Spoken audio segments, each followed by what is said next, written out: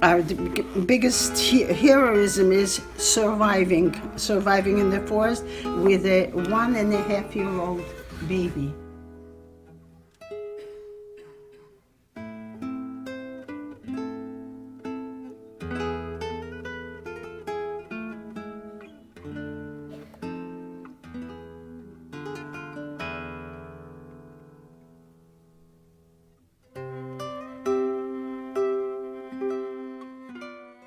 The only thing that I grabbed as I was running out, because I knew my mother had a baby that was 1.5 years old on her hands, didn't even have a pair of shoes on his feet. And so as I was jumping, so I grabbed I don't know how to describe, a facele. That was a shawl that the farm women wear, over the head like a babushka. Not only over the head, but then they tie it to the back, and it's usually made from a wool type for warmth. Warmth. And so I grabbed it and I ran with it and I brought it into the forest. And that's the first winter. That what saved my brother's life. We came into the forest. That woman to whom that little shawl or big shawl belonged also escaped, and she was there. And she comes up and she says, "This is mine. Give it back to me." I said, "Where did you leave it?" I said, "You left it in the. Go and get it." In the ghetto. Where would she? She says, "No, it's mine and belongs to me." And she made a big do. So my father, and he says, "Listen, it is true. I know it's yours. But it was my daughter who grabbed it and brought it out of the ghetto here. And as you can see, we have a baby that has nothing, not even a pair of shoes on his feet. And my wife has to carry him all the time on his hand. How about we cut it in half? And my mother wrapped the baby and carried him in that half shawl on her back or on her front, whichever it was needed, for at least the whole first winter.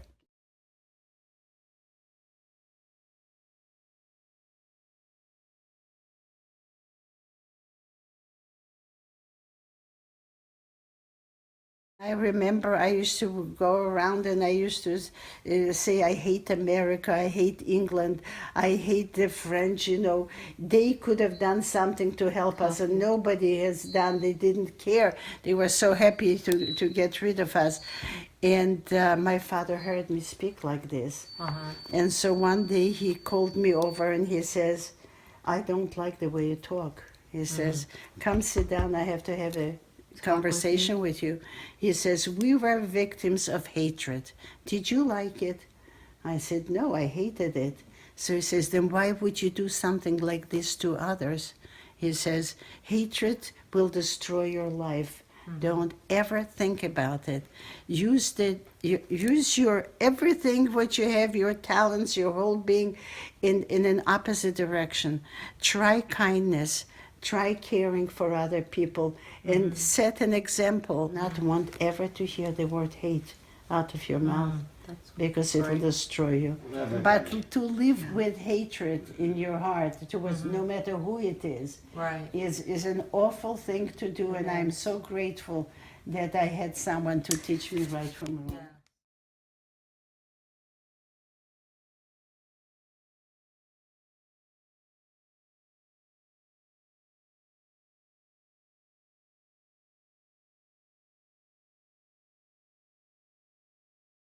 So this is what happened in the first blockade. We heard shooting from one direction, so we ran in the opposite. We didn't know what to do. And we are running in the snow, deep up to your knees in snow. And we ran like this all morning. And we were already at the point my father had a heart condition. He could not move anymore. And so he stopped at one point and he told my mother, "You take the kids and try to run. I cannot take another step. I feel that my heart will give out." Yeah. And as we stopped for that one moment, we see something laying in the snow. And who was it? One of the partisans who was wounded in a previous action and his colleagues could not take him, so they left him laying there in the snow. And my father saw he had a gun. And so my father came up to him and he says, please, please shoot us, because the Germans were so close. They were going in a chain and we could see them. My father begged the partisans should shoot him because he said, when they're so close, they will catch us alive. That partisan said, look, you can see that I cannot move. That's why they have left me here. So the partisan told my father, he says, I'm sorry, they left me with one bullet. And that's for me, he says. And he didn't want to be captured alive. So what he did, he started to sing out loud Russian patriotic songs to give him the courage to take his own life, you know. And so all of a sudden we hear him sing. It was a very popular song, and we could hear him, but we couldn't see him. And then we heard a shot. So we knew that he decided to take his life. And when he shot himself, the Germans heard it. And what they have done, they broke the chain, they were going one after another, and they started running into the direction where they heard the shot from. Sure. You know? Scary. And when we laying under the bushes there saw what was happening, that we have a break in the chain, you understand? So we were able to crawl out on all fours, so to say, behind the chain, and that's how. And they did not return there. They were closing in closer and closer, you know, to see how many people they can capture.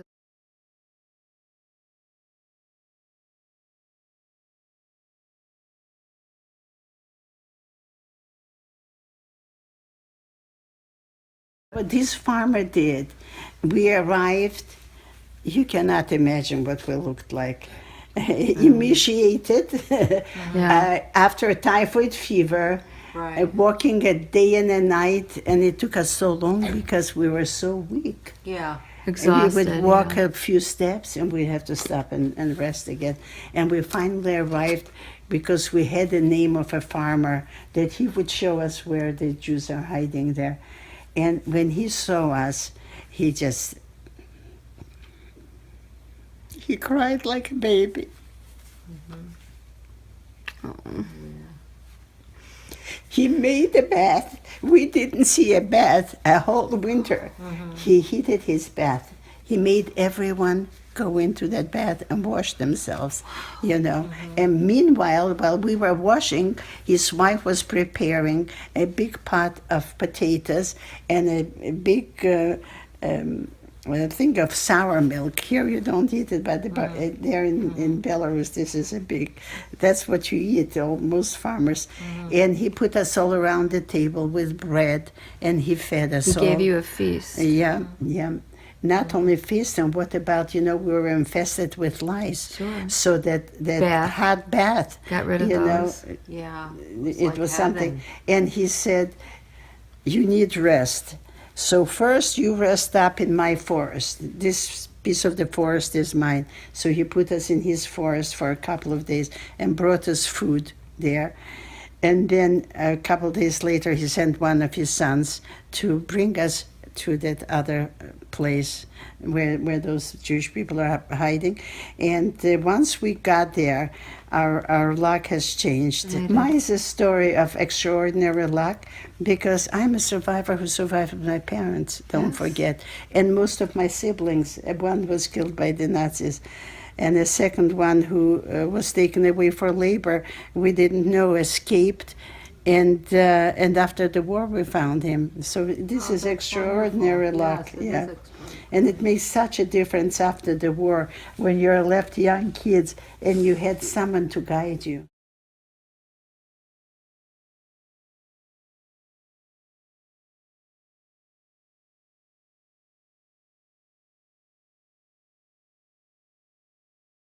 I tell you, there's some people who are angels.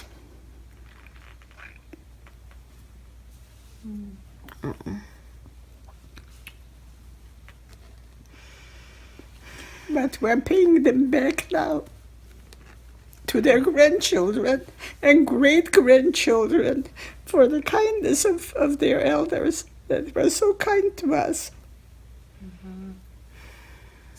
I'm sorry, I always, interesting. The suffering does not bring out emotions in me, the kindness of other Yes. people. Yeah. When the Soviet Union was still existing and it was almost impossible to send anything, we used to send them parcels.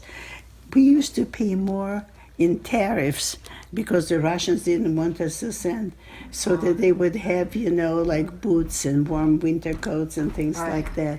We didn't want them to think that we have forgotten. I feel we need to celebrate those who were kind, Yes.